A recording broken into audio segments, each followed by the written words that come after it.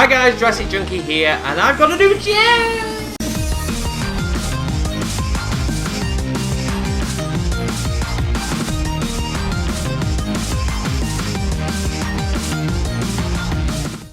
So yes, first of all I just want to explain that I am sat down, because normally I tend to do the Friday night rants now standing up with the lights, and I like standing up because it feels like I've got more energy across the camera.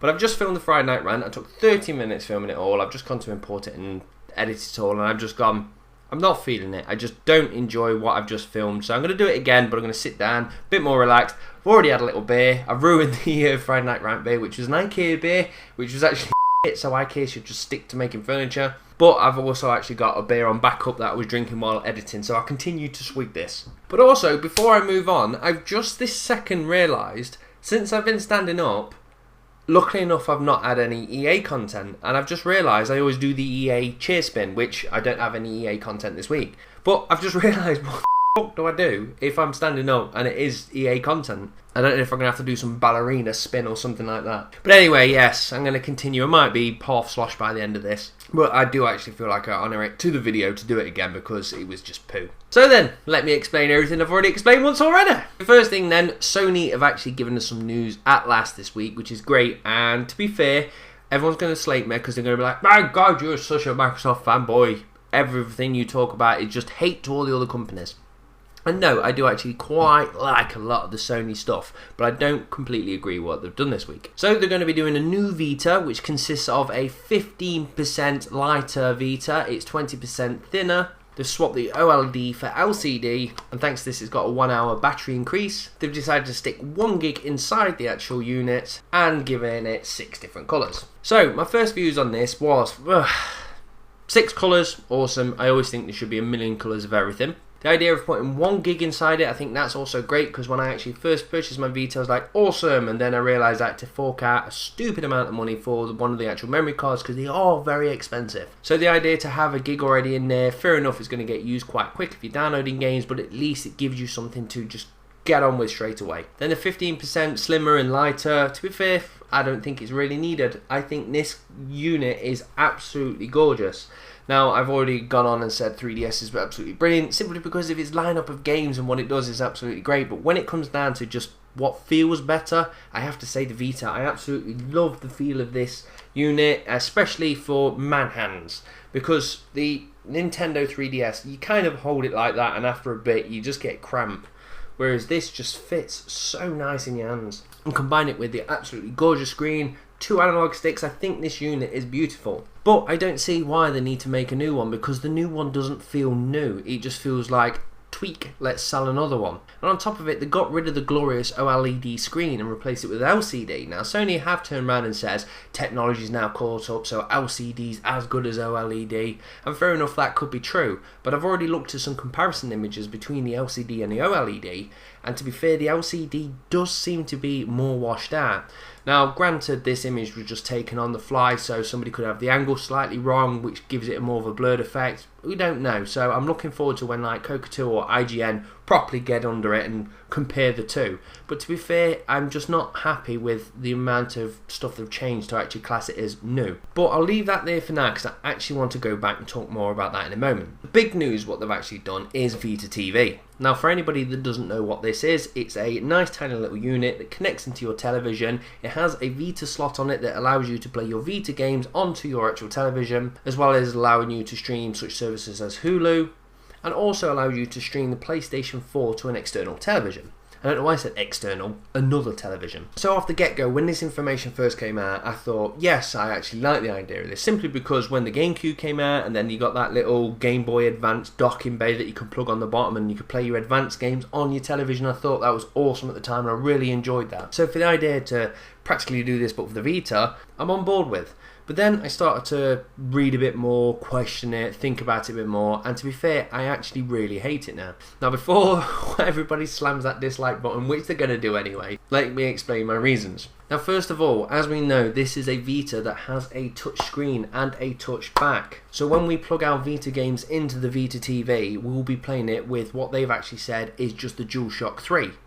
Now, how on earth are you supposed to play touch front, touch back on a DualShock? I don't know. I assume we're going to get DualShock 4 compatibility, and fair enough, the DualShock 4's got obviously the touch front, but there's still no touch back. Now, Sony said something like you can actually push the analog sticks in, and that will be effectively the front and the back, which just feels horrible because anyone knows if you push analog sticks in, you kind of just lose the movement. It's too forced. But my major problem is it's just it don't work from the get-go. If I want to play these touch front, touch back games and I've got to use a DualShock 3 which isn't got no touchscreen abilities, I don't like the idea of that straight away. The other thing is, the best really controller for Vita games is surprisingly the Vita. So there's no word yet if you can actually just use this as with a Vita TV to actually just play the Vita games, which I would hope you can because this is the better controller. But on top of it, it gives you the services to be able to stream things like Hulu, I guess Netflix when that gets rolled out. But to be fair, this does it already and the PlayStation 4 does it already. So the only really good feature that this actually does is allows the PlayStation to stream its information to another tele. So this could be utilised, for instance, if you've got your PlayStation plugged into your main living room television, somebody walks in and decides they want the television to watch EastEnders. Now yes, the PlayStation has the great feature where you can actually just stream it straight to this, so you can just sit on your living room and just play that. Or if you're like me and you probably will want to play it on a television, it means you can go to your bedroom, plug in your actual Vita TV and stream your PlayStation all the way upstairs. Now how far this signal is, I don't know. But that's the only thing I'm on board with. But here is my problem. Now this is the thing that's annoyed me the most because to be fair, I think the idea of this is good if it was ripped apart. Now going back to this, you've just claimed that you've now got a new Vita. Now, fair enough, I know it's only just coming out in Japan, and it might not come over here, and even if it does, it don't matter. The point is, you've said you got a new Vita. It's not new Vita, it's Tweak Vita. But if you would have made a new Vita with a HDMI port on it, that would have instantly made this the Vita TV. It means that you could have obviously plugged your Vita game into this, plugged that into your television. One, it's plugged in, this is now the controller, the better controller. Two, it means we don't have to go out and buy a $100 random box, which to be fair I don't think's needed. So the other thing is obviously the Vita TV has a Vita slot so you can play your Vita games. Take that out, and that should have been in the PlayStation 4. That would have been absolutely awesome when they would have gone, ta-da, here's the PlayStation 4 and it plays Vita games. I think that would have been awesome for them to do. And then when it comes down to the streaming service, obviously the PlayStation can stream its games to the Vita, so if this Vita's got the HDMI port, that could have been plugged into the other TV and you could have streamed your PlayStation straight to the other television via this. So really, they've just made this Vita TV just a box of bits that should have been split into the PlayStation 4 and split into this, which would have actually warranted this to be a new handheld. And I think that would have been great because at the same time we've got Microsoft that's got its smart glass, we've got Wii U that's got its Wii U pad. So the PlayStation's second screen experience is the Vita, so obviously Sony are trying to push the Vita on people and make them buy it. But then they bring out the Vita TV, which kind of makes it a bit messy. Do people buy the Vita TV? If you buy a Vita TV, do you really need a Vita? And it kind of makes it a bit messy, where if they would have just gone, this is the new Vita, it has a HDMI port and it plugs in, it will allow you to stream your PlayStation 4 to it, it would have made loads of people go out and buy it. And even better still, it would have made people even upgrade from a Vita. So to sum up, I think Sony have done a bad job really. I think that should have been put in the PlayStation, put in the Vita. You could have justified why you made a new handheld, you would have made your console 10 times better, well, not 10 times better, but better. And it wouldn't have left me going, you're just making random hardware now. So let's get some more desperados down on it. The next thing I want to talk about is PCs, something that we don't really talk about much. And what can you do on a PC? You can run that great software called Steam. Now, I spoke last week why I'm not the biggest PC fan, and that's simply just because of my job,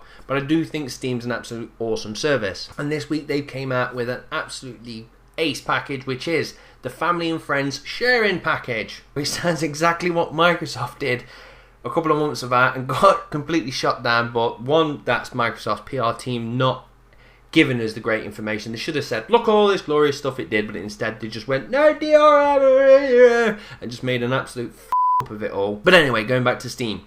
This family and friend sharing package simply means that you can share your library with 10 friends or family members. Now at the moment it's going out in beta, so if you want to participate in the beta, you need to go onto the website, stick your Steam account in, along with every other Steam person on the planet at the moment, because obviously everyone wants to get access to this. And the way that it simply works means if you've got a load of games, you can now share it with up to 10 people. What will happen though, only one person can be doing it at a time.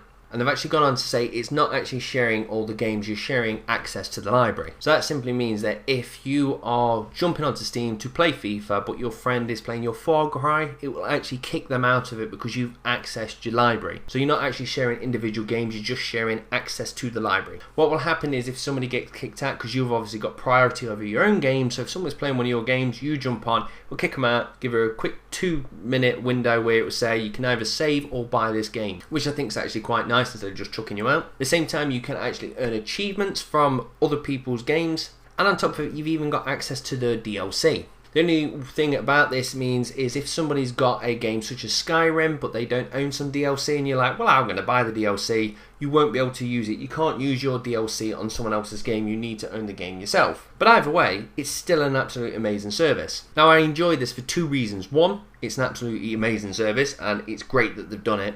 And 2, I've spoke that Microsoft obviously tried to do this. I actually believe Microsoft's version was actually slightly better because it allowed you to just share the games and not the library, which meant if you was playing FIFA and somebody wants to play your Far Cry, they could. It won't kick you out because you've accessed your library. It would only kick them out if you access the same game. But the point still stands. Hopefully it will encourage Microsoft to go back to that original plan and look at doing that. At the same time, it might even encourage other people to do it. So we might see Sony, and by God, it could see Nintendo do it, because to be fair, we know, I've said this a million times, Nintendo's no games and blah blah blah, but if Nintendo was the first to pounce on this, because obviously Microsoft are contemplating going back to it, Nintendo should just jump on this now and just go, we're going to be the first console to do it. And that would be amazing for Nintendo to just go, these digital games that you've actually purchased, you can now share, because that would be great. That would be like, at least they could turn around and go to Sony and Microsoft, we've done one thing right. So yes, hopefully we might see this get put out to the consoles. So I'm going to wrap this up now with the question of the week. And this week's question comes from Andy Murray, who simply says, what game have you played that you wish you could experience again for the first time, and why? Now, my answer has definitely got to be Mass Effect. Now, I love, and I've spoken about this many times, but I love the Mass Effect series. We shan't talk too much about the end of Mass Effect 3 because that still hurt. But my major problem with Mass Effect is it's such an enjoyable game, and it's obviously an incredibly long game if you go from 1 to 3. And I've got the games and sit there on the shelves, and every so often I look at them and I go, I'm going to chuck that in today, I'm going to start from Mass Effect 1 again. And I never do, I can never get round to doing it. Now I know if I put them in, I'll absolutely love going all the way from 1 to 3 again, but I just can't get myself to do it. So if I could actually just press a button, wipe my mind, I'd definitely jump straight back into the Mass Effect series. So that question goes out to you then. If you could just simply Men in Black yourself and wipe your memory out, what game would you go back and play? So that's me and done and dusted, guys. I'm going to go through and actually make sure I enjoy the quality of this video, whereas the last one, I don't know, it was just, I think 1, I stuttered all the time, 2, I didn't have the mojo, might be I didn't have enough juice in me, but I just didn't enjoy it whatsoever. And at least this little has actually kind of just pointed out a problem, which is what do we do with the EA segment. So anyway, I'm going to love you and leave you guys. Thank you very much for watching, and I hope you all have a great weekend. Cheers guys, bye.